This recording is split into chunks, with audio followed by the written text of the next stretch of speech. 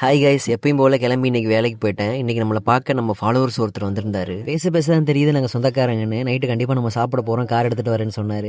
இவங்கெல்லாம் ludo guys. எங்கள் super market back side தான் அவங்க கேம்ப் இருக்குது. 6 மணிக்கு மேலே இங்கே உட்காந்து அவங்க சில் பண்ணிட்டு ஜாலியாக பேசிகிட்டு இருப்பாங்க. சொன்ன மாதிரியே 10:45 போல் தலைவர் வந்துட்டாரு.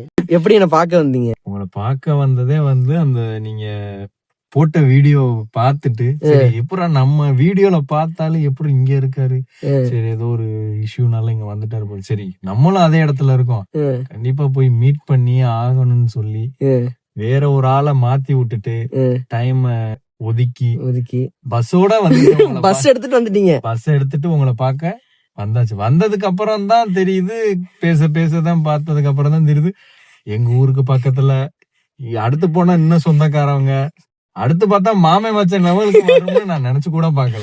ஏன்னா நம்ம ஒரு வீடியோவா ஒரு என்டர்டைனரா நம்மள என்டர்டைன் பண்ணிட்டு இருந்தவரை பார்த்து கடைசியில நம்மளுக்கு ஒரு மாமன் மச்சான் அந்த மாதிரி ஒரு சத்தியமே எதிர்பார்க்கல. சத்தியமே எதிர்பார்க்க எனக்கே ஒரு கிஃப்ட் மாதிரி காடா பார்த்து நம்மள அமுச்சு விட்டுருக்காரு போல. சரி போய் பாரு, சொந்தக்காரனா தான் இருப்பான் போ அப்படிங்கிற மாதிரிதான் ஒரு ஃபீல் கொடுக்குது.